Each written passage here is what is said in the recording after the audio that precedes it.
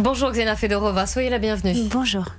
On va parler donc de tout ce qui se passe entre la Russie et l'Ukraine, et notamment des différents plans de pêche. Différents parce qu'il y a plusieurs esquisses à chaque fois. On va y venir. Mais malgré ces discussions, malgré ces plans de paix qui circulent, la guerre, elle se poursuit. La Russie a indiqué aujourd'hui avoir abattu dans la nuit 287 drones ukrainiens, soit l'une des attaques les plus massives de l'armée de Kiev en bientôt 4 ans d'offensive. Alors certains ont été bien sûr interceptés. Que pouvez-vous nous en dire ?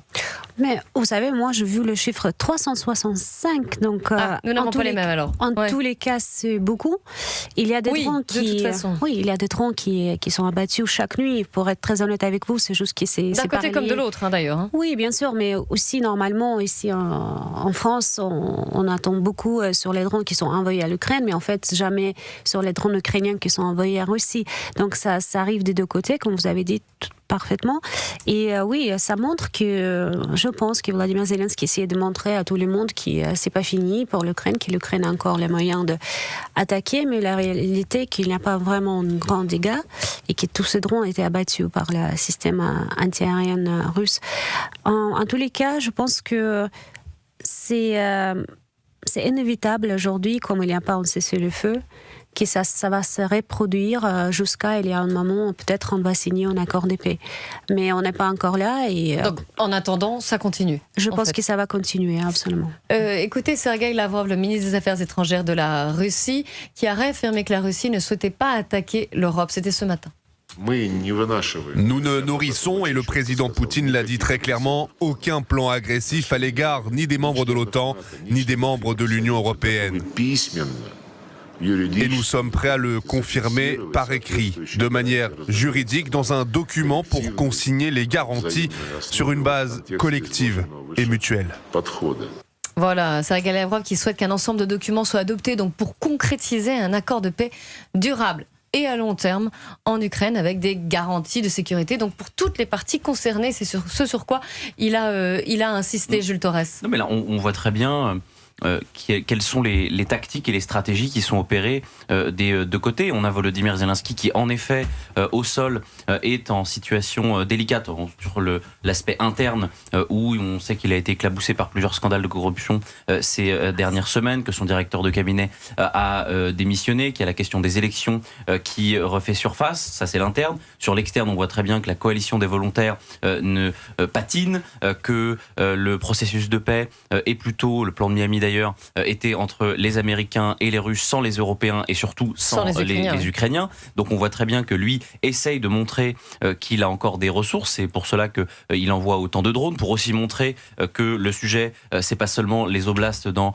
l'Est et le Sud-Est de l'Ukraine, mais c'est aussi à Moscou, que la guerre elle est aussi à Moscou. C'est ça qu'il veut opérer, évidemment, avec cette stratégie-là. Et puis de l'autre côté, on a l'état-major russe, et notamment Sergueï Lavrov, qui se pose en personne raisonnable, finalement, en disant ne vous inquiétez pas, nous n'attaquerons aucun pays de l'OTAN, nous n'attaquerons aucun pays de l'Union européenne. On peut l'écrire. Donc c'est vrai que quand on regarde les deux stratégies, on voit très bien ce qui ressort. Oui, alors pour rappeler aussi, il y a eu une proposition concernant des concessions territoriales ukrainiennes dans le cadre d'un plan, donc toujours pareil, mais cette fois-ci du côté européen. Et il y a une nouvelle réunion de la coalition des volontaires, donc France, Allemagne, Angleterre et Ukraine, aujourd'hui, mais par visioconférence cette fois. Un mot sur ce qu'a dit Sergueï Lavrov. Xenia Fedorova. Oui, Sergueï Lavrov répète ce qui était déjà dit par Vladimir Poutine aussi. Et en fait, c'est un contraste, comme Jules, vous avez tout à fait bien résumé, un contraste avec ces deux stratégies. D'un côté, vous avez l'Europe qui descend la Russie comme une menace existentielle qui va absolument attaquer l'Europe dans quelques années, si pas mois. Après, il y a la Russie qui jamais, en fait, voulu et dit qu'il va attaquer l'Europe et ils sont prêts de signer. Je pense que c'est évident que la communication est en marche. Je pense que pour l'Union européenne, pour les dirigeants européens, certains dirigeants européens, c'est absolument important de continuer de dessiner la Russie comme ennemi parce que ça leur permet de réarmer, renforcer les budgets militaires. Ça permet et cela dit, là, dans ce nouveau plan, il y a des concessions territoriales ukrainiennes, hein.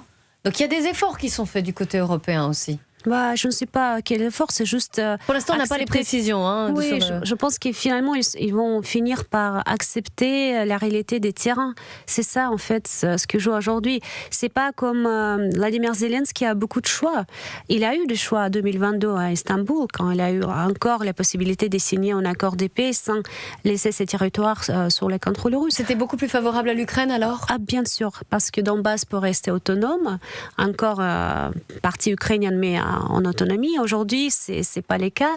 Et je pense que ce qu'ils sont en train de prétendre, c'est que il a encore les cartes dans les mains, mais comme Donald Trump a dit, il n'a pas. Et c'est évident pour Donald Trump aussi. Et c'est pour ça, il met la pression. Il n'est pas très contente avec la façon comment l'Union européenne continue de soutenir Zelensky pour lui donner une idée qu'il peut tenir encore plusieurs années.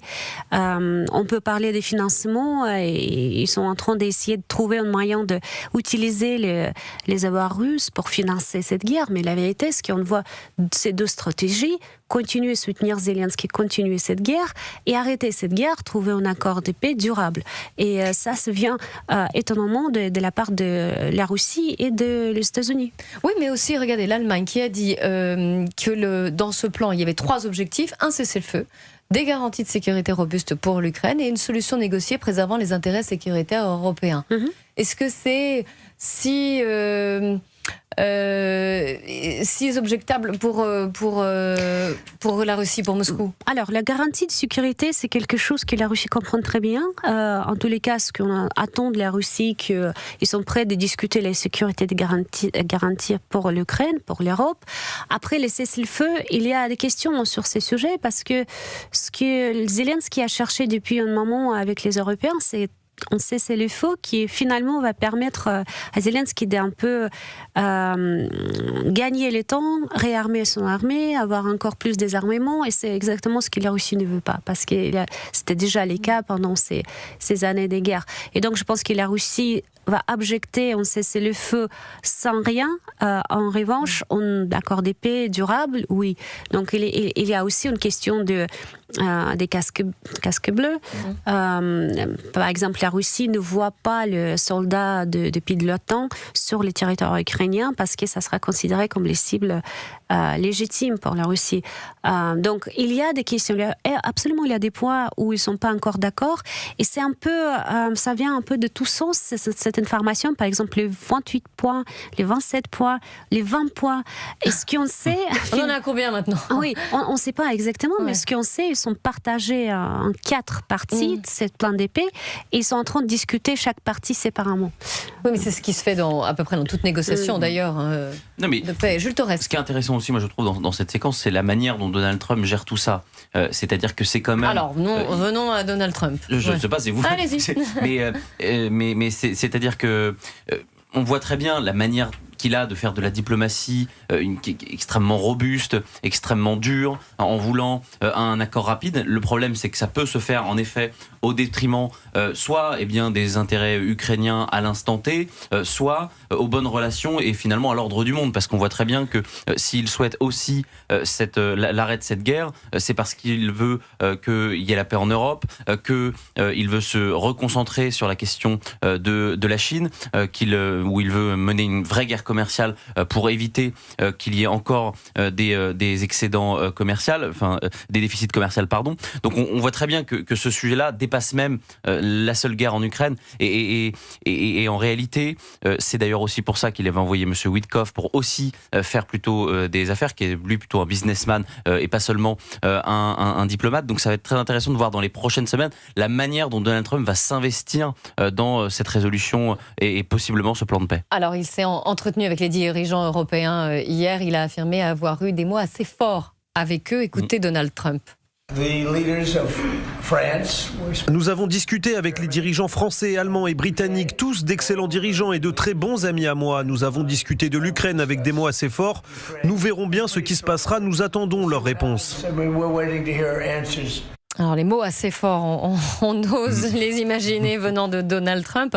Il a également dit et également prévenu que les États-Unis ne voulaient pas perdre leur temps.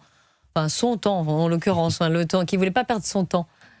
Zaya Fedorova. Oui, je pense que c'est un message que si ils ne vont pas réussir de trouver un moyen de signer un accord de paix, c'est tout à fait possible que les États-Unis vont se retirer de ce processus.